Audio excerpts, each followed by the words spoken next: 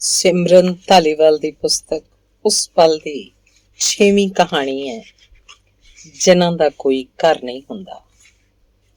ਯਾਰ ਸੀ ਮੇਰਾ ਭਾਗੀ, ਜਿਹਦੀਆਂ ਸਾਰੀਆਂ ਅੰਤਿਮ ਰਸਮਾਂ ਕਰਕੇ ਮੁੜਿਆ ਹਾਂ ਮੈਂ। ਘਰ ਤੀਕ ਆਉਂਦਿਆਂ ਭਾਗੀ ਦੀਆਂ ਕਈ ਗੱਲਾਂ ਮੇਰੇ ਦਿਮਾਗ 'ਚ ਘੁੰਮਦੀਆਂ ਰਹੀਆਂ। ਕਦਮ ਜਿਵੇਂ ਸਾਥ ਨਹੀਂ ਸਨ ਦਿੰਦੇ, ਤੁਰਦਾ ਗਾਂਹ ਨੂੰ ਸਾਂ, ਜਾਂਦਾ ਪਛਾਹ ਨੂੰ। ਹੱਥਾਂ 'ਚ ਸਰਿੰਜ ਫੜੀ ਬੈਠਾਂ, ਸੂਈ ਨਾੜ 'ਚ ਲੱਗਦਿਆਂ ਹੀ ਮੱਥੇ ਦੀਆਂ ਨਸਾਂ ਤਣ ਜਾਂਦੀਆਂ ਨੇ। ਮੂੰਹ 'ਚੋਂ ਸੀ ਦੀ ਆਵਾਜ਼ ਨਿਕਲਦੀ ਹੈ। ਅੱਖਾਂ ਬੰਦ ਕਰਕੇ ਸੱਜੇ ਹੱਥ ਨਾਲ ਸਰਿੰਜ ਦਬਾਉਂਦਾ ਹਾਂ। ਸਰਿੰਜ ਖਾਲੀ ਹੁੰਦਿਆਂ ਹੀ ਪੂਰੇ ਸਰੀਰ ਉੱਤੇ ਕੀੜੀਆਂ ਲੜਨ ਲੱਗਦੀਆਂ ਨੇ। ਨੀਂਦ ਬੇਹੋਸ਼ੀ ਦੀ ਹਾਲਤ ਵਿੱਚ ਪਹੁੰਚਣ ਲੱਗਦਾ ਮੈਂ। ਜਦ ਕਦੀ ਵੀ ਇੰਝ ਵਾਪਰਦਾ, ਮੈਂ ਕੰਬਦੇ ਹੱਥਾਂ ਨਾਲ ਸਰਿੰਜ ਭਰਨ ਲੱਗ ਜਾਂਦਾ। ਫਿਰ ਬਸ ਉਦੋਂ ਮੈਂ ਕਰਮਾ ਨਹੀਂ ਰਹਿੰਦਾ, ਸੂਤਰਧਾਰ ਬਣ ਬੈਠਦਾ। ਉਸ ਪਲਾਂ ਛਿਣਾਂ 'ਚ ਸੱਜ ਜਾਂਦੀ ਹੈ ਇੱਕ ਸਟੇਜ। ਕਈ ਸਾਰੇ ਕਿਰਦਾਰ ਉੱਭਰ ਆਉਂਦੇ ਨੇ ਅੱਖਾਂ ਸਾਹਮਣੇ। ਚੱਲਣ ਲੱਗਦਾ ਇੱਕ ਨਾਟਕ। ਸੀਨ ਦਰ ਸੀਨ। ਸੀਨ ਪਹਿਲਾ। ਮੇਰੇ ਬਾਪੂ ਨੂੰ ਬਾਹਾਂ ਬੰਨੀ ਪੁਲਿਸ ਵਾਲੇ ਖਿੱਚਦੇ ਹੋਏ ਲਿਜਾ ਰਹੇ ਨੇ। ਮੇਰੀ ਮਾਂ ਹਾਲ ਦੁਆਈਆਂ ਮਚਾ ਰਹੀ ਹੈ। ਮੈਂ ਡੌਰ ਭੌਰ ਜਿਹਾ ਚਾਰੇ ਪਾਸੇ ਝਾਕਦਾ। ਕੋਈ ਵੀ ਬਾਪੂ ਨੂੰ ਛਡਾਉਣ ਲਈ ਅੱਗੇ ਨਹੀਂ ਆਉਂਦਾ। ਨਾਜਰ ਕਾਣਾ ਬੀਹੀ ਦੇ ਮੋੜ ਤੇ ਖੜਾ ਹੱਸ ਰਿਹਾ ਹੈ। ਮਾਰ ਹੁਣ ਕਾਰ ਦੀ ਸੈਲਫ ਮੁਖਿਆ, ਨੱਪਦੇ ਰੇਸ ਮਾਈ। ਭਾਈ ਚਾਬੀ ਗੁੰਮ ਗਈ, ਹੁਣ ਇਹ ਗੱਡੀ ਕਿੱਥੋਂ ਚੱਲਣੀ ਹੈ? ਉਸ ਦਿਨ ਬੈਂਕ ਤੋਂ ਮੁੜਿਆ ਬਾਪੂ ਕਹਿ ਰਿਹਾ ਸੀ। ਜਿਹੜਾ ਮੈਨੇਜਰ ਆਪਣੀ ਤਾਂ ਘਰ ਵਾਲੀ ਗੱਲ ਆਖਦਾ ਸੀ, ਉਹ ਹੁਣ ਮੇਰੇ ਤਾਂ ਹੱਥ ਖੜੇ ਨੇ ਆਖ ਰਿਹਾ ਸੀ। ਮੇਰੇ ਤੋਂ ਵੱਡੀ ਮੇਰੀ ਭੈਣ ਰੋਜ਼ੀ ਦਾ ਵਿਆਹ ਸੀ। ਘਰ 'ਚ ਹਾਸੇ ਗੂੰਜ ਰਹੇ ਸਨ। ਇਲਾਕੇ ਦਾ ਸਭ ਤੋਂ ਮਹਿੰਗਾ ਪੈਲੇਸ ਬੁੱਕ ਕੀਤਾ ਗਿਆ। ਸਭ ਤਿਆਰੀਆਂ ਮੁਕੰਮਲ ਸਨ। ਅਚਾਨਕ ਵਿਚੋਲੇ ਨੇ ਵਿੱਚੋਂ ਆ ਕੇ ਹੋਰ ਸੁਰਾਂ ਛੇੜ ਦਿੱਤੀਆਂ। ਮੁਖਤਾਰ ਸਿਆਂ, 7 ਕਿੱਲੇ ਆਉਂਦੇ ਨੇ ਮੁੰਡੇ ਨੂੰ, ਅਗਲੇ 7 ਲੱਖ ਵਾਲੀ ਗੱਡੀ ਮੰਗਦੇ ਐ। ਬੋਲ ਭਾਈ, ਕੀ ਜਵਾਬ ਦੇਵਾਂ ਜਾ ਕੇ? ਸਾਰੇ ਟੱਬਰ ਦੀ ਜ਼ਬਾਨ ਨੂੰ ਜਿਵੇਂ ਤਾਲੇ ਵੱਜ ਗਏ ਸੀ, ਪਰ ਹਰ ਤਾਲੇ ਦੀ ਚਾਬੀ ਮੈਨੇਜਰ ਕੋਲ ਸੀ। ਕਰਜ਼ਾ ਪਾਸ ਹੋ ਗਿਆ। ਲਾਲ ਹਾਰ ਪਾਈ ਚਿੱਟੇ ਰੰਗ ਦੀ ਗੱਡੀ ਵਿਹੜੇ 'ਚ ਖੜੀ ਸੀ। ਵਿਆਹ ਵਾਲੇ ਦਿਨ ਲੋਕ ਅਸ਼ ਕਰ ਉੱਠੇ। ਮਹਿੰਗੀ ਅੰਗਰੇਜ਼ੀ ਦਾਰੂ ਨੇ ਸਭ ਦਾ ਸਿਰ ਘੁਮਾ ਦਿੱਤਾ। ਲੋਕ ਸਿਫਤਾਂ ਕਰਦੇ ਘਰਾਂ ਨੂੰ ਮੁੜੇ ਸੀ। ਚਿੱਬ ਕੱਢ ਤੇ ਭਾਈ ਸਾਨ ਜੱਟ ਨੇ, ਐਸਾ ਕਾਜ ਤਾਂ ਭਾਈ ਇਲਾਕੇ 'ਚ ਨਹੀਂ ਕੀਤਾ ਹੋਣਾ ਕਿਸੇ ਨੇ। ਦਾਰੂ ਸਿਰ ਚੜ ਕੇ ਬੋਲਦੀ ਪਈ ਸੀ। ਪਰ ਵਿਆਹ ਤੋਂ ਕਈ ਸਾਲਾਂ ਬਾਅਦ ਜਦ ਬੈਂਕ ਦਾ ਕਰਜ਼ਾ ਨਹੀਂ ਸੀ ਉਤਰਿਆ, ਥਾਣਾ ਚੜ ਕੇ ਆ ਗਿਆ ਸੀ। ਵਿਆਹ ਦੀਆਂ ਸਿਫਤਾਂ ਕਰਨ ਵਾਲੇ ਲੋਕ ਹੁਣ ਕੁਝ ਹੋਰ ਆਖ ਰਹੇ ਸਨ। ਸਾਲੇ ਜੱਟ ਵੀ ਫੰਨੇ ਖਾਂ ਬਣਦੇ ਬਈ ਜਦ ਪੁੱਜਤ ਹੈ ਨਹੀਂ, ਕਰਜ਼ਾ ਕਾਸ ਤੋਂ ਚੜਾਉਣਾ ਸਿਰ ਤੇ, ਅਖੇ ਕਾਵਾਂ ਨੂੰ ਸੈਨਤਾ। ਸਰੀਕੇ 'ਚ ਜਿਸ ਮੁੱਛ ਨੂੰ ਖੜੀ ਰੱਖਣ ਲਈ ਬਾਪੂ ਨੇ ਗਲ ਪੰਜਾਲੀ ਪਾਈ ਸੀ, ਉਹੀ ਮੁੱਛ ਹੁਣ ਸਰੀਕੇ ਸਾਹਵੇਂ ਨੀਵੀਂ ਹੋ ਗਈ ਸੀ। ਸੀਨ ਦੂਸਰਾ। ਕਿਤਾਬਾਂ ਹੱਥ 'ਚ ਫੜੀ ਮੈਂ ਕਾਲਜ ਜਾ ਰਿਹਾ। ਬਹੁਤ ਚਾਅ ਹੈ ਬਾਪੂ ਨੂੰ ਮੇਰੇ ਕਾਲਜ ਜਾ ਕੇ ਪੜ੍ਹਨ ਦਾ। ਉਹ ਜਾਣਦਾ ਹੈ ਹੁਣ 1.5 ਕਿੱਲੇ ਜ਼ਮੀਨ ਨਾਲ ਪਾਰ ਉਤਾਰਾ ਨਹੀਂ ਹੋਣਾ। ਇਸੇ ਲਈ ਉਹ ਚਾਹੁੰਦਾ ਮੈਂ ਪੜ੍ਹ ਲਿਖ ਕੇ ਕਿਸੇ ਟੁਕੜੇ ਤੇ ਲੱਗ ਜਾਵਾਂ। ਮੈਂ ਜਾਣਦਾ ਬੜੀ ਮੁਸ਼ਕਿਲ ਨਾਲ ਫੀਸਾਂ ਭਰਦਾ ਹੈ ਬਾਪੂ। ਰੋਜ਼ੀ ਦੇ ਵਿਆਹ ਦੀ ਉਲਝੀ ਤਾਣੀ ਅਜੇ ਤੀਕ ਨਹੀਂ ਸੁਲਝੀ। ਬਾਪੂ ਜਾਣਦਾ ਕੁਝ ਨਹੀਂ ਨਿਕਲਣਾ ਹੁਣ ਖੇਤੀ 'ਚੋਂ। ਇਸੇ ਲਈ ਉਹ ਚਾਹੁੰਦਾ ਕਿ ਮੈਂ ਦੱਬ ਕੇ ਪੜ੍ਹਾਂ। ਮੇਲੇ ਵਰਗੇ ਮਾਹੌਲ 'ਚ ਮੈਂ ਗੁਆਚੀ ਗਾਂ ਵਾਂਗ ਫਿਰਦਾ। ਬਾਪੂ ਦੀ ਕਹੀ ਗੱਲ ਯਾਦ ਆਉਂਦੀ ਹੈ ਮੈਨੂੰ। ਪੁੱਤਰਾ, ਚਾਦਰ ਵੇਖ ਕੇ ਪੈਰ ਪਸਾਰੀ ਦੇ ਨੇ, ਨਹੀਂ ਤਾਂ ਘਾਟੇ 'ਚ ਜਾਂਦਾ ਹੈ ਬੰਦਾ। ਜੱਗ ਨਹੀਂ ਜਿੱਤ ਹੁੰਦਾ ਕਦੀ। ਤੂੰ ਬਸ ਇੱਕ ਚਿੱਤ ਹੋ ਕੇ ਪੜ੍ਹਾਈ ਕਰੀ। ਤੇ ਮੈਂ ਹੋਰ ਸਾਰਾ ਕੁਝ ਬੇਧਿਆਨਾ ਕਰਕੇ ਆਪਣਾ ਪੂਰਾ ਧਿਆਨ ਪੜ੍ਹਾਈ ਵੱਲ ਲਗਾਉਣਾ। ਨਤੀਜਾ, ਯੂਨੀਵਰਸਿਟੀ ਮੈਰਿਟ ਹੋਲਡਰ, ਕਾਲਜ ਦਾ ਟੌਪਰ, ਟਰਾਫੀਆਂ, ਸਨਮਾਨਾਂ ਨਾਲ ਭਰੀਆਂ ਅੰਗੀਠੀਆਂ। ਸਮਾਂ 5 ਸਾਲ। ਡਿਗਰੀਆਂ, ਸਰਟੀਫਿਕੇਟ ਲੈ ਕੇ ਕਾਲਜ ਤੋਂ ਮੁੜਦਾ ਹਾਂ।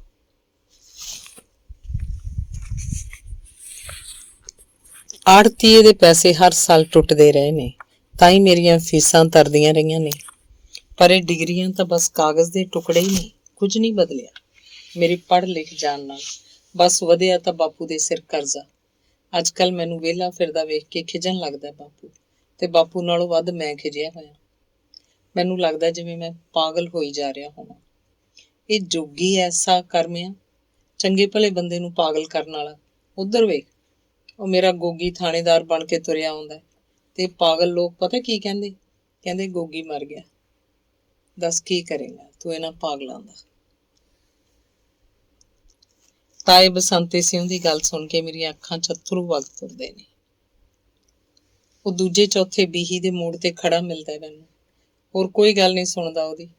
ਉਹਨੂੰ ਵੇਖ ਕੇ ਪਾਸਾ ਵੱਟ ਜਾਂਦੇ ਨੇ ਲੋਕ। ਆਖਦੇ ਨੇ ਇਹ ਤਾਂ ਹਿੱਲਿਆ ਫਿਰਦਾ ਹੈ, ਉੱਗ ਪਤਾਲ ਦੀਆਂ ਮਾਰਦਾ। ਪਰ ਮੈਂ ਤਾਈ ਨੂੰ ਵੇਖ ਕੇ ਪਾਸਾ ਨਹੀਂ ਵੱਟਦਾ। ਉਹ ਜਦ ਇਸ਼ਾਰੇ ਨਾਲ ਆਖਦਾ ਹੈ, ਉਹ ਦੇਖ ਮੇਰਾ ਥਾਣੇਦਾਰ ਪੁੱਤ, ਤਾਂ ਮੈਂ ਗੋਗੀ ਦੀ ਕਲਪਨਾ ਕਰਨ ਲੱਗਦਾ। ਸਕੂਲ ਵਾਲੀ ਗਰਾਊਂਡ 'ਚ ਮਿਹਨਤ ਲਗਾਉਂਦਾ ਕੜੀ ਵਰਗਾ ਜਵਾਨ। ਮੈਂ ਤਾਏ ਵੱਲ ਵੇਖਣ ਲੱਗਦਾ। ਪੁਲਿਸ 'ਚ ਭਰਤੀ ਹੋਣ ਗਏ ਗੋਗੀ ਦੀ ਲਾਸ਼ ਮੁੜੀ ਸੀ ਘਰੇ। ਮੈਡੀਕਲ ਟੈਸਟ ਦੇਣ ਗਏ ਗੋਗੀ ਦੀ ਬੱਸ ਟਰੱਕ ਨਾਲ ਟਕਰਾ ਗਈ। ਮਰਨ ਵਾਲੇ 7 ਮੁਸਾਫਰਾਂ 'ਚ ਇੱਕ ਗੋਗੀ ਵੀ ਸੀ। ਜ਼ਮੀਨ ਗਹਿਣੇ ਧਰ ਕੇ ਰਿਸ਼ਵਤ ਦਿੱਤੀ ਸੀ ਤਾਏ ਨੇ। ਪੈਸੇ ਖੂਹ 'ਚ ਪੈ ਗਏ ਤੇ 7 ਭੈਣਾਂ ਦਾ ਇੱਕੋ ਇੱਕ ਭਰਾ ਕੁਝ ਬਣਨ ਤੋਂ ਪਹਿਲਾਂ ਹੀ ਰਾਖ ਦੀ ਢੇਰੀ ਬਣ ਗਿਆ। ਉਸ ਦਿਨ ਤੋਂ ਤਾਇਆ ਬਸੰਤਾ ਡੌਰ ਭੌਰ ਜਿਹਾ ਗਲੀਆਂ 'ਚ ਫਿਰਦਾ, ਗੋਗੀ ਨੂੰ ਹਾਕਾ ਮਾਰਦਾ। ਲੋਕ ਤਾਂ ਪਾਗਲ ਨੇ ਤਾਇਆ, ਤੂੰ ਘਰੇ ਚੱਲ, ਮੈਂ ਲਿਆਉਣਾ ਗੋਗੀ ਨੂੰ ਲੱਭ ਕੇ। ਮੈਂ ਤਾਏ ਨੂੰ ਘਰ ਨੂੰ ਤੋਰਨ ਦੀ ਕੋਸ਼ਿਸ਼ ਕਰਦਾ। ਤਾਇਆ ਆਪਣੀ ਗਲੀ ਦਾ ਮੋੜ ਮੁੜ ਜਾਂਦਾ ਹੈ, ਪਰ ਮੇਰੇ ਕਦਮ ਮਣਾ ਮੂੰਹ ਭਾਰੇ ਹੋਣ ਲੱਗਦੇ ਨੇ। ਮੈਂ ਕਦਮ ਅੱਗੇ ਵਧਾਉਣਾ, ਪਰ ਮੇਰੇ ਹੀ ਕਦਮ ਜਿਵੇਂ ਮੇਰਾ ਸਾਥ ਨਹੀਂ ਦਿੰਦੇ। ਮੇਰਾ ਰੋਣ ਨਿਕਲ ਜਾਂਦਾ ਹੈ। ਕਰਮਿਆਂ ਬੰਦੇ ਦੀ ਕਿਸਮਤ ਮਾੜੀ ਨਾ ਹੋਵੇ, ਨਹੀਂ ਤਾਂ ਰੋਲ ਸੁੱਟਦੀ ਹੈ ਜ਼ਿੰਦਗੀ। ਮੇਰੇ ਹੀ ਅੰਦਰੋਂ ਬੋਲਦਾ ਹੈ ਕੋਈ। ਪਰੇਸ਼ਾਨ ਹੋ ਉੱਠਦਾ ਮੈਂ। ਮੈਨੂੰ ਮੇਰਾ ਤਵਾਜ਼ਨ ਡੋਲਦਾ ਜਾਪਦਾ ਹੈ, ਬਿਲਕੁਲ ਉਸੇ ਦਿਨ ਵਾਂਗ ਜਿਸ ਦਿਨ ਇਹ ਧਰਤੀ ਹਿਲਦੀ ਜਾਪੀ ਸੀ ਮੈਨੂੰ। ਟੈਸਟ 'ਚੋਂ ਫਸਟ ਤੇ ਇੰਟਰਵਿਊ 'ਚੋਂ ਕਲੀਅਰ ਸਾਂ ਮੈਂ, ਪਰ ਜਦੋਂ ਫਾਈਨਲ ਲਿਸਟ ਆਊਟ ਹੋਈ, ਮੇਰੀ ਥਾਂ ਕਿਸੇ ਹੋਰ ਦਾ ਨਾਮ ਸੀ। ਕੰਪਿਊਟਰ ਦੀ ਸਕਰੀਨ ਧੁੰਦਲੀ ਹੁੰਦੀ ਜਾਪੀ ਸੀ ਮੈਨੂੰ, ਪਰ ਪਤਾ ਨਹੀਂ ਕਿਉਂ ਉਸ ਦਿਨ ਇੱਕ ਵੀ ਅੱਥਰੂ ਨਹੀਂ ਸੀ ਡਿੱਗਿਆ ਮੇਰੀ ਅੱਖ 'ਚੋਂ। ਪਰ ਬੇਰੁਜ਼ਗਾਰੀ ਦਾ ਸ਼ਤੀਰ ਟੁੱਟ ਕੇ ਆਣ ਡਿੱਗਿਆ ਸੀ ਮੇਰੇ ਉੱਤੇ। ਕਰਮਿਆਂ ਮਾੜੇ ਬੰਦੇ ਦੀ ਤਾਂ ਰੱਬ ਨਹੀਂ ਸੁਣਦਾ। ਆਹ ਮੰਤਰੀਆਂ ਸੰਤਰੀਆਂ ਕਿੱਥੋਂ ਪੈਰ ਲੱਗਣ ਦੇਣੇ ਤੇਰੇ ਮੇਰੇ ਵਰਗਿਆਂ ਦੇ? ਨੋਟਾਂ ਦਾ ਭਰਿਆ ਝੋਲਾ ਚਾਹੀਦਾ ਮੋਢੇ ਤੇ ਜੇ ਨੌਕਰੀ ਲੈਣੀ ਤਾਂ। ਸ਼ਹਿਰੋਂ ਮੁੜਦਿਆਂ ਹੱਟੀ ਵਾਲਿਆਂ ਦਾ ਧੀਰਾ ਆਖ ਰਿਹਾ ਸੀ, ਝੋਲਾ ਭਰ ਕੇ ਨੋਟਾਂ ਦਾ ਕਿੱਥੋਂ ਲਿਆਉਂਦਾ ਮੈਂ? ਸੀਨ ਤੀਸਰਾ। ਰੋਜ਼ੀ ਦਾ ਸੇਵਾ ਬਣ ਰਿਹਾ। ਸਾਰਾ ਧੂੰਆਂ ਮੇਰੇ ਅੰਦਰ ਇਕੱਠਾ ਹੋਈ ਜਾਂਦਾ ਹੈ। ਬੇਬੇ ਪਰਾਂ ਖੜੀ ਹਾਲੋਂ ਬੇਹਾਲ ਹੋਈ ਜਾ ਰਹੀ ਹੈ। ਪਿੰਡ ਦੀਆਂ ਤੀਵੀਆਂ ਸੰਭਾਲ ਰਹੀਆਂ ਨੇ ਉਹਨੂੰ।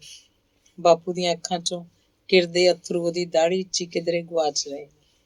ਕੱਲ ਅਖਬਾਰ ਦੀ ਵਾਧੂ ਜੀ ਨੁੱਕਰੇ ਖਬਰ ਲੱਗੇਗੀ, ਇੱਕ ਹੋਰ ਅਬਲਾ ਚੜੀ ਦਾਜ ਦੀ ਬਲੀ, ਤੇ ਫਿਰ ਬਸ ਆਮ ਵਾਂਗ ਚੱਲਣ ਲੱਗੇਗਾ ਸਾਰਾ ਕੁਝ।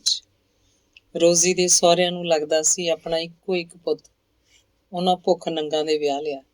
ਇੱਕੋ ਇੱਕ ਧੀ ਦਾ ਦਾਜ ਨਾਲ ਘਰ ਭਰ ਦੇਣ ਵਾਲਾ ਬਾਪੂ ਹੁਣ ਹਰ ਵੇਲੇ ਸੋਚਾਂ 'ਚ ਗੁਆਚਿਆ ਰਹਿੰਦਾ। ਜਿਸ ਧੀ ਨੂੰ ਵਿਆਹ ਕੇ ਬਾਪੂ ਬੋਝ ਮੁਕਤ ਹੋਣਾ ਚਾਹੁੰਦਾ ਸੀ, ਉਸੇ ਧੀ ਦੀ ਮੌਤ ਦਾ ਬੋਝ ਹੁਣ ਬਾਪੂ ਨੂੰ ਜਿਉਣ ਨਹੀਂ ਦਿੰਦਾ।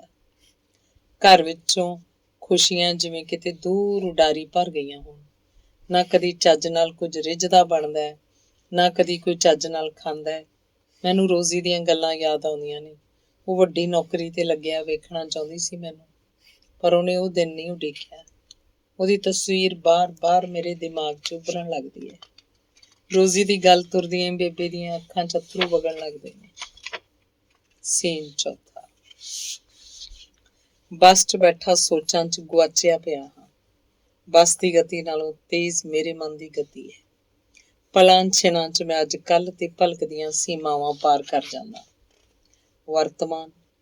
ਨੂਰ ਦੇ ਘਰ ਤੋਂ ਮੁੜਿਆ, ਬੜੇ ਸਲੀਕੇ ਨਾਲ ਉਹਨੇ ਜੂਸ ਪੇਸ਼ ਕੀਤਾ ਤੇ ਫਿਰ ਚਾਹ ਪੀਂਦਿਆਂ ਮੈਂ ਆਲੇ ਦੁਆਲੇ ਝਾਕਣ ਲੱਗਦਾ ਹਾਂ।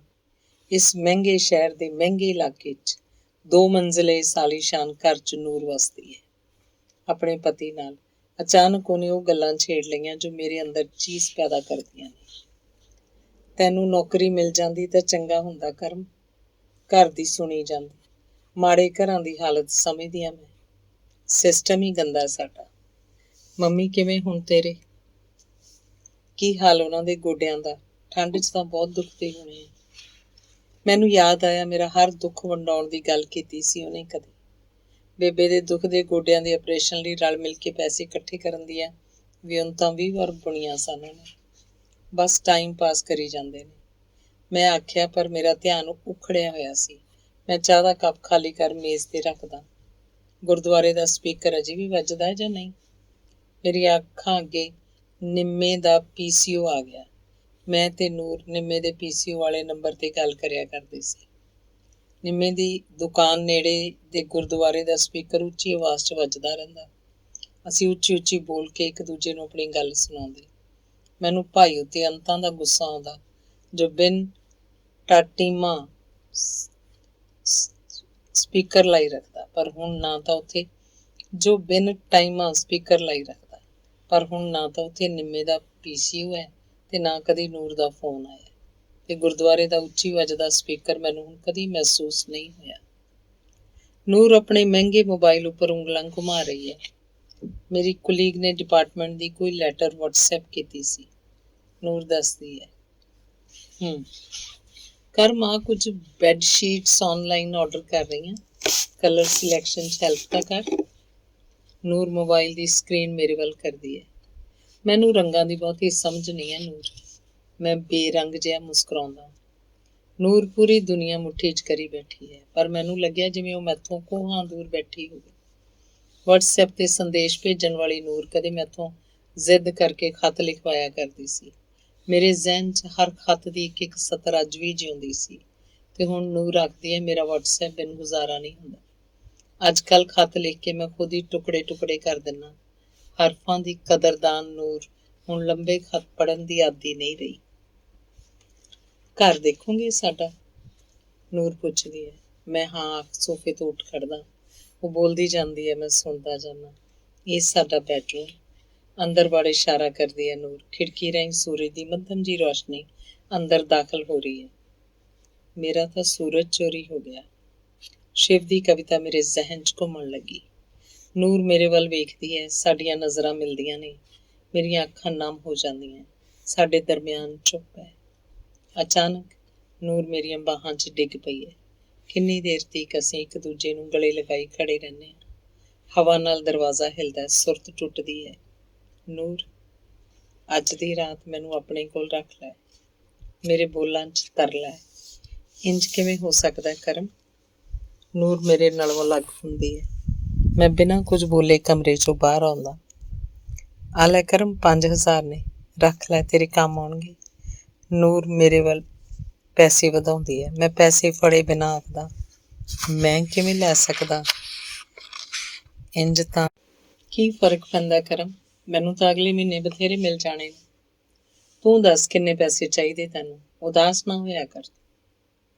ਮੈਨੂੰ ਲੱਗਿਆ ਨੂਰ ਜਿਵੇਂ ਇੱਕ ਪਲ ਲਈ ਭੁੱਲ ਗਈ ਹੋਵੇ ਕਿ ਕੌਣ ਹਾਂ ਮੈਂ। ਮੈਨੂੰ ਮੇਰੀ ਹੀ ਸੋਚ ਦੇ ਉਲਟ ਰੁੱਖ ਤੁਰਨ ਲਈ ਆਖ ਰਹੀ ਹੋਵੇ। ਜਿਵੇਂ ਉਹ, ਨੂਰ, ਮੇਰੇ ਹਾਸੇ ਖਰੀਦ ਸਕਦੀ ਹੈ ਤੂੰ ਇਹਨਾਂ ਪੈਸਿਆਂ ਨਾਲ? ਮੈਂ ਪੁੱਛਦਾ, ਪਰ ਮੇਰੀ ਇਸ ਗੱਲ ਦਾ ਕੋਈ ਜਵਾਬ ਨਹੀਂ ਹੈ ਉਸ ਕੋਲ। ਅੱਜ ਉਹਦੀ ਹਰ ਗੱਲ ਮੈਂ ਬੋਲ ਰਹੀ ਸੀ। ਅੱਜ ਉਹਦੀ ਹਰ ਗੱਲ ਵਿੱਚ ਮੈਂ ਬੋਲ ਰਹੀ ਸੀ। ਮੈਨੂੰ ਪਹਿਲੀ ਵਾਰ ਉਹਦੇ ਮੈਥੋਂ ਵੱਧ ਅਮੀਰ ਹੋਣ ਤੇ ਮੈਥੋਂ ਵੱਧ ਕਮਾਊ ਹੋਣ ਦਾ ਅਹਿਸਾਸ ਹੋ ਰਿਹਾ ਸੀ। ਕਿੰਨਾ ਬਦਲ ਗਈ ਹੈ ਨੂਰ, ਮੈਂ ਸੋਚਦਾ। ਬਿਨਾਂ ਕੁਝ ਕਹੇ ਬੈਗ ਚੁੱਕਦਾ, ਆਟੋ ਲੈਣਾ, ਬੱਸ 'ਚ ਬੈਠਦਾ। ਭੂਤਕਾਲ ਬਹੁਤ ਚਾਹਿਆ ਸੀ ਮੈਂ ਨੂਰ ਨੂੰ। ਕਿੰਨੇ ਸੁਪਨੇ ਸਜਾਏ ਸੀ ਮੈਂ ਖੁਦ ਨੂੰ ਤੇ ਨੂਰ ਨੂੰ ਲੈ ਕੇ, ਪਰ ਮੇਰਾ ਸਜਾਇਆ ਹਰ ਸੁਪਨਾ ਤੀਲਾ ਤੀਲਾ ਹੋ ਗਿਆ। ਨੂਰ ਮੇਰੀ ਨਹੀਂ ਸੀ ਹੋਈ, ਕਿਉਂਕਿ ਮੇਰੇ ਬਾਪ ਕੋਲ ਬਸ 1.5 ਕਿੱਲਾ ਜ਼ਮੀਨ ਸੀ। ਮੈਂ ਬੇਰੁਜ਼ਗਾਰ ਸੀ। ਪਿਆਰ ਕਰਨ ਦਾ ਗੁਨਾਹ ਕੀਤਾ ਸੀ ਅਸੀਂ। ਨੂਰ ਦੇ ਵਿਆਹ ਵਾਲੇ ਦਿਨ ਉਹਦੇ ਪਿੰਡ ਵਾਲੇ ਮੋੜ 'ਤੇ ਖੜਾ ਦੇਰ ਤੱਕ ਰੋਂਦਾ ਰਿਹਾ ਸੀ ਮੈਂ। ਉਸ ਦਿਨ ਵੀ ਉਹੀ ਆਵਾਜ਼ ਬਾਰ-ਬਾਰ ਗੂੰਜਦੀ ਸੀ ਮੇਰੇ ਅੰਦਰ, ਕਰਮਿਆ, ਬੰਦੇ ਦੀ ਕਿਸਮਤ ਮਾੜੀ ਨਾ ਹੋਵੇ, ਨਹੀਂ ਤਾਂ ਰੋਲ ਸੁੱਟਦੀ ਹੈ ਜ਼ਿੰਦਗੀ। ਭਵਿੱਖ ਮੈਂ ਖੁਦ ਨੂੰ 2 ਹਿੱਸਿਆਂ 'ਚ ਵੰਡ ਸਕਣ ਤੋਂ ਅਸਮਰਥ ਹਾਂ। ਜਿਹਨੂੰ ਮੈਂ ਜਾਣਦਾ ਨਹੀਂ, ਜਿਸ ਨਾਲ ਕੋਈ ਭਾਵੁਕ ਸਾਂਝ ਨਹੀਂ, ਉਸ ਨਾਲ ਪੂਰੀ ਜ਼ਿੰਦਗੀ ਕਿਵੇਂ ਬਿਤਾਈ ਜਾ ਸਕਦੀ ਹੈ? ਮੇਰਾ ਜਹਾਨ ਤਾਂ ਬਸ ਨੂਰ ਨਾਲ ਸੀ। ਨੂਰ ਬਿਨਾਂ ਇਸ ਬੇਨੂਰ ਜ਼ਿੰਦਗੀ 'ਚ ਕੁਝ ਦਿਖਾਈ ਨਹੀਂ ਦਿੰਦਾ। ਚਾਰੇ ਪਾਸੇ ਜਿਵੇਂ ਘੋਰ ਅੰਧਕਾਰ ਹੈ। 1.5 ਸਾਲ ਬਾਅਦ ਅੱਜ ਅਚਾਨਕ ਨੂਰ ਮਿਲ ਗਈ। ਉਹਨੂੰ ਵੇਖ ਕੇ ਮੇਰਾ ਸਰੀਰ ਝੂਠਾ ਪੈਣ ਲੱਗਿਆ। 20 ਵਾਰੀ ਗਿਆ ਸਾਂ ਮੈਂ ਉਸ ਸ਼ਹਿਰ, ਪਰ ਅੱਜ 7 ਕਿਲੋਮੀਟਰ ਦਾ ਪੈਂਡਾ ਜਿਵੇਂ ਮੁੱਕਣ ਵਿੱਚ ਹੀ ਨਹੀਂ ਸੀ ਆਉਂਦਾ। ਸੀਨ 5ਵਾਂ। ਮੋਟਰ ਵਾਲੇ ਕੋਠੇ 'ਚੋਂ ਬਾਪੂ ਦੀ ਲਾਸ਼ ਮਿਲੀ ਹੈ। ਮੈਂ ਤੇ ਬੇਬੇ ਨੰਗੇ ਪੈਰੀਂ ਖੇਤਾਂ ਵੱਲ ਦੌੜਦੇ ਹਾਂ। ਮੇਰੀ ਪੜ੍ਹਾਈ ਲਈ ਸਿਰ ਚੜ੍ਹਿਆ ਕਰਜ਼ਾ ਅਜੇ ਉਤਰਿਆ ਨਹੀਂ ਸੀ ਕਿ ਰੋਜ਼ੀ ਦੇ ਕਤਲ ਦੀਆਂ ਤਰੀਕਾਂ ਪੈਣ ਲੱਗੀਆਂ। ਸਮਾਂ 4 ਸਾਲ। ਫੈਸਲਾ ਦੋਸ਼ੀ ਬਾਇਜ਼ਤ ਬਰੀ। ਰੋਜ਼ੀ ਦਾ ਕਤਲ ਹਾਦਸਾ ਬਣ ਗਿਆ। ਕਾਨੂੰਨ ਅੰਨਾ ਹੋ ਗਿਆ। ਗੁਨਾਹਗਾਰ ਬਚ ਗਏ ਤੇ ਇੱਕ ਹੋਰ ਲਾਚਾਰ ਬਾਪ ਪੱਲਾ ਝਾੜ ਕੇ ਘਰ ਮੁੜਿਆ। ਮੈਂ ਵਿਹਲਾ ਫਿਰਦਾ ਹੁਣ ਹੋਰ ਵੀ ਤੰਗ ਕਰਨ ਲੱਗਿਆ ਸੀ ਬਾਪੂ ਨੂੰ। ਉਹ ਸਾਰਾ ਦਿਨ ਗੁੰਮ-ਸੁੰਮ ਉਦਾਸ ਜਿਹਾ ਬੈਠਾ ਰਹਿੰਦਾ। ਇਹ ਸੌਖੀ ਘੜੀ ਮੈਂ ਕੁਝ ਵੀ ਨਹੀਂ ਸੀ ਕਰ ਸਕਦਾ ਬਾਪੂ ਲਈ। ਰੋਜ਼ੀ ਦੀ ਮੌਤ ਨੇ ਲੱਕ ਤੋੜ ਸੁੱਟਿਆ ਸੀ ਉਹਦਾ। ਕਿਵੇਂ ਜੀ ਸਕਦਾ ਸੀ ਬਾਪੂ ਇੰਨਾ ਬੋਝ ਲੈ ਕੇ। ਸਵੇਰੇ ਘਰੋਂ ਖੇਤਾਂ ਲਈ ਨਿਕਲਿਆ ਬਾਪੂ ਇਸ ਘਰ ਤੋਂ ਹਮੇਸ਼ਾ ਲਈ ਤੁਰ ਗਿਆ। ਬਾਪੂ ਦੀ ਮੌਤ ਤੇ ਗੋਡਾ ਨਵਾਉਣ ਆਇਆ ਆੜ੍ਹਤੀਆ ਗੱਲਾਂ 'ਚ ਸਾਰਾ ਹਿਸਾਬ ਕਿਤਾਬ ਵੀ ਸੁਣਾ ਗਿਆ। ਉਸ ਪਲ ਗੁਰੀ ਆਣ ਖੜਾ ਹੋਇਆ ਸੀ ਮੇਰੀਆਂ ਅੱਖਾਂ ਅੱਗੇ। ਮੇਰਾ ਕਾਲਜ ਟਾਈਮ ਦਾ ਸਾਥੀ, ਮੋਢੇ ਤੇ ਝੋਲਾ ਲਮਕਾਈ ਜਿਸ ਝੋਲੇ 'ਚ ਬੇਸ਼ੁਮਾਰ ਗਿਆਨ ਸੀ। ਸਮਾਜਿਕ ਨਾ ਬਰਾਬਰੀ ਦੀਆਂ ਗੱਲਾਂ ਸਮਝਾ ਰਿਹਾ ਸੀ ਉਹ ਮੈਨੂੰ। ਹਜ਼ਾਰਾਂ ਕਿਸਾਨਾਂ ਦੀ ਵਿਥਿਆ ਸੁਣਾ ਰਿਹਾ ਸੀ ਜੋ ਕਰਜ਼ੇ ਦੀ ਦਲਦਲ 'ਚ ਡੁੱਬ ਕੇ ਮਰ ਰਹੇ ਨੇ। ਆਪਣੇ ਪਿੰਡ ਐਕਵਾਇਰ ਹੋਈ ਕਿਸੇ ਗਰੀਬ ਕਿਸਾਨ ਦੀ ਜ਼ਮੀਨ ਲਈ ਲੜਨ ਦੀ ਗੱਲ ਕਰ ਰਿਹਾ ਸੀ ਤੇ ਜਗਾ ਰਿਹਾ ਸੀ ਮੇਰੇ ਅੰਦਰਲਾ ਘੂਕ ਸੁੱਤਾ ਕਾਮਰੇਡ ਕਰਮ, ਜਿਹਨੇ ਕਾਲਜ ਵਿੱਚ ਕੈਂਟੀਨ ਵਾਲੇ ਗਰੀਬ ਕਾਲੂ ਰਾਮ ਤੋਂ ਖੋਹ ਕੇ ਕਿਸੇ ਰਸੂਖ ਵਾਲੇ ਬੰਦੇ ਨੂੰ ਕੈਂਟੀਨ ਦਾ ਠੇਕਾ ਦਿੱਤੇ ਜਾਣ ਦਾ ਸਖਤ ਵਿਰੋਧ ਕੀਤਾ ਸੀ। ਨੌਜਵਾਨ ਚੇਤਨਾ ਸੰਘ ਵਿੱਚ ਸਭ ਤੋਂ ਮੂਹਰੇ ਖੜਿਆ ਕਰਦਾ ਸੀ ਜੋ ਕੋਸਦਾ ਸੀ ਇਸ ਸਿਸਟਮ ਨੂੰ, ਕਲਪਦਾ ਸੀ ਸਮਿਆਂ ਦੀ ਹੋਣੀ ਤੇ। ਕੀ ਕਰੇਗਾ ਗੁਰੀ ਬਾਈ ਲੜ ਕੇ? ਇਹ ਨਿਜ਼ਾਮ ਨਹੀਂ ਬਦਲ ਸਕਦਾ। ਆਪਣਾ ਘਰ ਬਚਾ ਲਏ ਬੰਦਾ, ਇੰਨਾ ਬੜਾ ਹੈ। ਜੱਟ ਕਰਜ਼ਾ ਲੈਂਦੇ ਹੀ ਕਿਉਂ ਨਹੀਂ? ਜਿਹੜਾ ਆਪੇ ਡੁੱਬਣ ਤੇ ਆਇਆ ਹੋਵੇ ਉਹਨੂੰ ਤੂੰ ਮੈਂ ਕੀ ਬਚਾ ਲਾਂਗੇ? ਐਵੇਂ ਦਿਲ ਤੇ ਨਾ ਲਾਇਆ ਕਰ, ਜ਼ਰਾ ਕੁ ਮੋਟੀ ਕਰ ਲੈ ਚਮੜੀ। ਇੰਨਾ ਵੀ ਸੰਵੇਦਨਸ਼ੀਲ ਨਹੀਂ ਬਣੀਦਾ। ਤੂੰ ਠੇਕਾ ਲਿਆ ਸਾਰੀ ਦੁਨੀਆ ਦਾ। ਕਰਮ ਜੋ ਲੜਦੇ ਨਹੀਂ ਆ ਨਾ, ਉਹ ਜ਼ਿੰਦਗੀ ਦੇ ਸਾਊ ਪੁੱਤ ਨਹੀਂ ਹੁੰਦੇ। ਚਲਾ ਗਿਆ ਸੀ ਉਸ ਦਿਨ ਗੁਰੀ, ਪਰ ਮੈਂ ਤਾਂ ਆਪਣੇ ਬਾਪੂ ਦਾ ਸਾਊ ਪੁੱਤ ਵੀ ਨਹੀਂ ਸੀ ਬਣ ਸਕਿਆ। ਕਦੀ ਕੁਝ ਕਮਾ ਕੇ ਨਹੀਂ ਸੀ ਦਿੱਤਾ ਮੈਂ ਬਾਪੂ ਨੂੰ। ਉਸ ਰਾਤ ਬਾਪੂ ਦਾ ਬਲਦਾ ਹੋਇਆ ਸਿਵਾ ਮੇਰੀਆਂ ਅੱਖਾਂ ਅੱਗੇ ਘੁੰਮਦਾ ਰਿਹਾ। ਪੂਰੀ ਰਾਤ ਮੈਂ ਜੋੜ ਘਟਾ ਕਰਦਾ ਰਿਹਾ। ਕਿਉਂ ਚੜਿਆ ਸੀ ਬਾਪੂ ਦੇ ਸਿਰ ਤੇ ਕਰਜ਼ਾ? ਕੰਨੀ ਨਹੀਂ ਸੀ ਲੱਭੀ ਮੈਨੂੰ ਇਸ ਗੱਲ ਦੀ। ਨਹੀਂ ਸੀ ਬਚਾ ਸਕਿਆ ਮੈਂ ਆਪਣਾ ਘਰ। ਜੀ ਕਰਦਾ ਸੀ ਉਹੀ ਗੁਰੀ ਮੇਰਾ ਸਾਥੀ ਨਾਲ ਹੋਵੇ ਮੇਰੇ, ਤੇ ਮੈਂ ਕਹਾਂ ਉਹਨੂੰ, ਆ ਗੁਰੀ ਮਿਲ ਕੇ ਲੜੀਏ ਆਪਾਂ, ਮੇਰੇ ਬਾਪੂ ਲਈ, ਤੇਰੇ ਬਾਪੂ ਲਈ, ਸੈਂਕੜੇ ਉਹਨਾਂ ਕਿਸਾਨਾਂ ਲਈ ਜਿਨ੍ਹਾਂ ਦਾ ਦਰਦ ਮਹਿਸੂਸ ਕੀਤਾ ਸੀ ਤੂੰ, ਉਹਨਾਂ ਨੌਜਵਾਨਾਂ ਲਈ, ਇਸ ਮੰਡੀ ਨੂੰ ਲਹੂ ਨਿਚੋੜ ਲਿਆ ਜਿਨ੍ਹਾਂ ਨੇ, ਇਸ ਮੰਡੀ ਨੇ ਲਹੂ ਨਿਚੋੜ ਲਿਆ ਜਿਨ੍ਹਾਂ ਦਾ, ਉਹਨਾਂ ਬੇਰੁਜ਼ਗਾਰਾਂ ਲਈ ਰੋਟੀ ਦਾ ਸੰਸਾ ਤਲਵਾਰ ਵਾਂਗੂ ਲਟਕਦਾ ਜਿਨ੍ਹਾਂ ਦੇ ਸਿਰ ਤੇ ਉਹਨਾਂ ਲਈ। ਪਰ ਗੁਰੀ ਤਾਂ ਕਿਤੇ ਵੀ ਨਹੀਂ ਉੱਥੇ। ਕੌਣ ਸੁਣਦਾ ਹੈ ਮੇਰੀ ਆਵਾਜ਼? ਪਤਾ ਨਹੀਂ ਕੀ ਦੋਸ਼ ਸੀ ਸਾਡਾ। ਮੇਰੇ ਬਾਪੂ ਨੇ ਸਜ਼ਾ ਭੁਗਤੀ ਸੀ ਜਿਹਦੀ, ਤੇ ਉਹੀ ਔਕੜਾ ਮੈਨੂੰ ਵਿਰਾਸਤ ਵਿੱਚ ਦੇ ਕੇ ਤੁਰਦਾ ਬਣਿਆ ਸੀ ਬਾਪੂ। ਇਉਂ ਵੀ ਰੋਲਦੀ ਹੈ ਜ਼ਿੰਦਗੀ ਬੰਦੇ ਨੂੰ, ਮੈਂ ਕਦੇ ਨਹੀਂ ਸੀ ਸੋਚਿਆ। ਸੀਨ 6ਵਾਂ। ਦਿਨ ਡੁੱਬ ਰਿਹਾ ਹੈ। ਮੈਂ ਪੱਕੀ ਹੋਈ ਫਸਲ ਨੂੰ ਘੂਰ ਰਿਹਾ। ਸੋਚਦਾ ਇਸ ਫਸਲ ਨੇ ਪੱਕ ਕੇ ਘਰ ਨਹੀਂ ਜਾਣਾ। ਕੈਸੀ ਅਜੀਬ ਜਿਹੀ ਚਾਲ ਹੈ ਹੋਣੀ ਦੀ। ਜ਼ਿੰਦਗੀ ਦਾ ਅਧੂਰਾਪਨ ਬੇਚੈਨ ਕਰੀ ਰੱਖਦਾ ਮੈਨੂੰ। ਅਲਮਾਰੀ 'ਚ ਪਏ ਡਿਗਰੀਆਂ ਸਰਟੀਫਿਕੇਟ ਮੂੰਹ ਚੜਾਉਂਦੇ ਨੇ ਮੇਰਾ। ਮੂੰਹ ਕੇ ਬਣਾਈ ਬੈਠਾ ਬਾਈ ਸਿਆ। ਮੈਂ ਪਿੱਛੇ ਦੇਖਿਆ, ਭਾਗੀ ਸੀ ਇਹ। ਆ ਜਾ ਪਰੇ ਬੈਠਦੇ ਹਾਂ ਚੱਲ ਕੇ। ਭਾਗੀ ਬਾਹੋਂ ਫੜ ਕੇ ਲੈ ਗਿਆ ਸੀ ਮੈਨੂੰ ਸਾਡੇ ਖੇਤਾਂ ਤੋਂ ਪਾਰ ਆਪਣੇ ਢੱਠੇ ਜਿਹੇ ਘਰ 'ਚ। ਚਾਚੇ ਵੱਲੋਂ ਤਾਂ ਬਹੁਤ ਬੁਰਾ ਹੋਇਆ ਕਰਮਿਆ।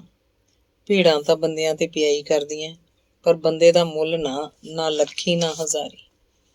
ਬਾਪੂ ਦੀ ਮੌਤ ਦਾ ਦੁੱਖ ਫੋਲਣ ਲੱਗਾ ਸੀ ਭਾਗੀ। ਇੱਕ ਪਲ ਲਈ ਮੈਨੂੰ ਫੇਰ ਗੁਰੀ ਦਿਸਣ ਲੱਗਿਆ ਸੀ। ਗਰੀਬ ਦੀ ਜ਼ਿੰਦਗੀ ਦਾ ਮੁੱਲ ਬੜਾ ਸਸਤਾ ਹੈ ਇਸ ਮੰਡੀ ਵਿੱਚ।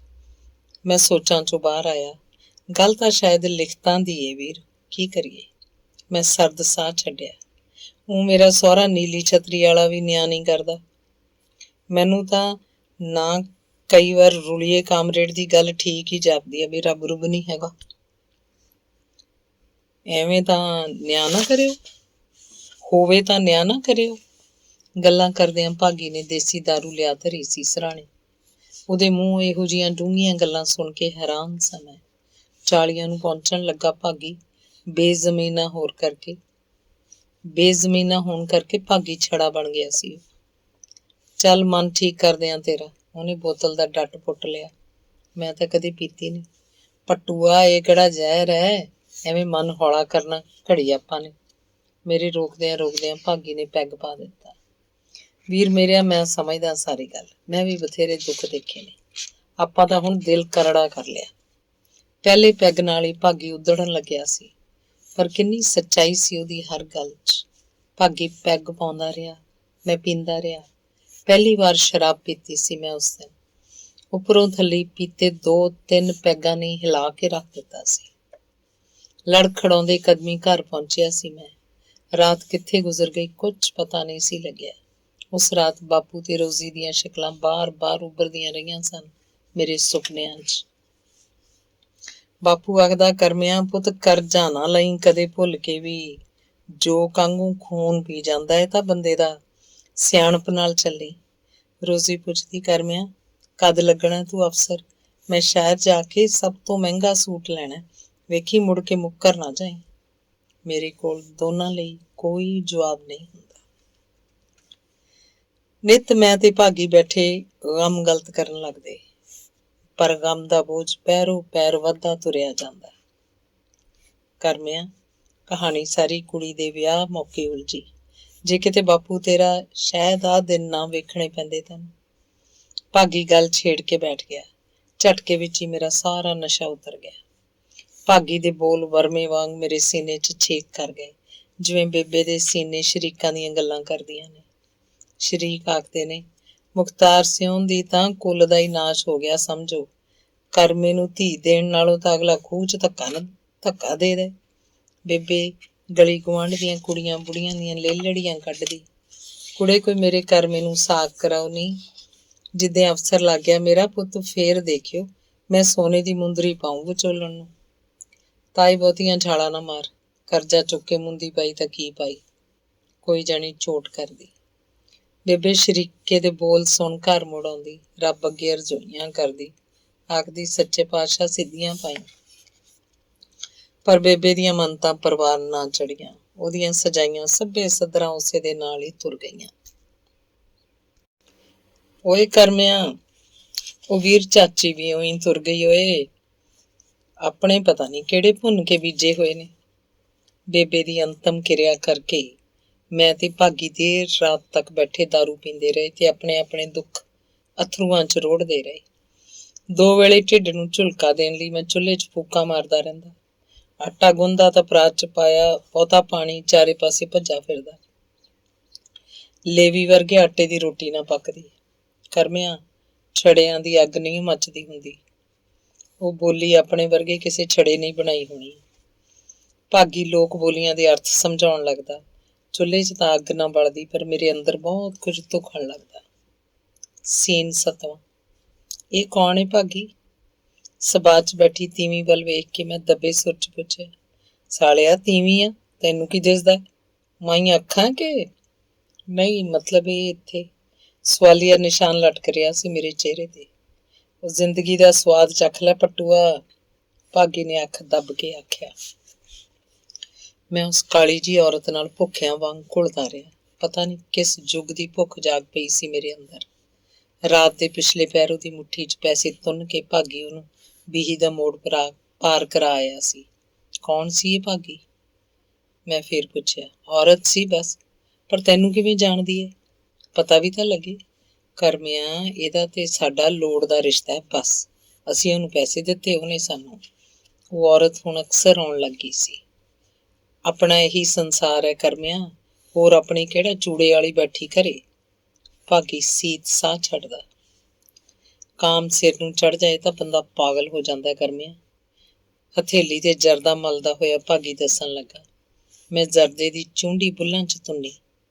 ਭਾਗੀ, ਕਦੀ ਤੇਰਾ ਦਿਲ ਨਹੀਂ ਕਰਦਾ ਕਿ ਘਰ ਹੋਵੇ, ਘਰ ਵਾਲੀ ਹੋਵੇ, ਬੱਚੇ ਹੋਣ? ਮੈਂ ਭਾਗੀ ਦੀਆਂ ਅੱਖਾਂ 'ਚ ਵੇਖ ਕੇ ਪੁੱਛਿਆ। ਉਹ ਦਿਲ ਕਿਹਦਾ ਨਹੀਂ ਕਰਦਾ ਕਰਮਿਆਂ? ਪਰ ਆਪਣੇ ਹੱਥਾਂ 'ਚੋਂ ਲਕੀਰ ਹੈ ਹੀ ਨਹੀਂ। ਘਰ ਤੇ ਘਰ ਵਾਲੀ ਦੇ ਸੁਪਨੇ ਲੈਣੇ ਛੱਡ ਦੇ।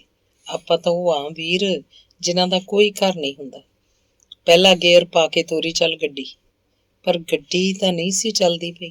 ਤੀਵੀਂ ਦੀ ਭੁੱਖ ਬਾਕੀ ਸਭ ਭੁੱਖਾਂ ਭੁਲਾਈ ਛੱਡਦੀ।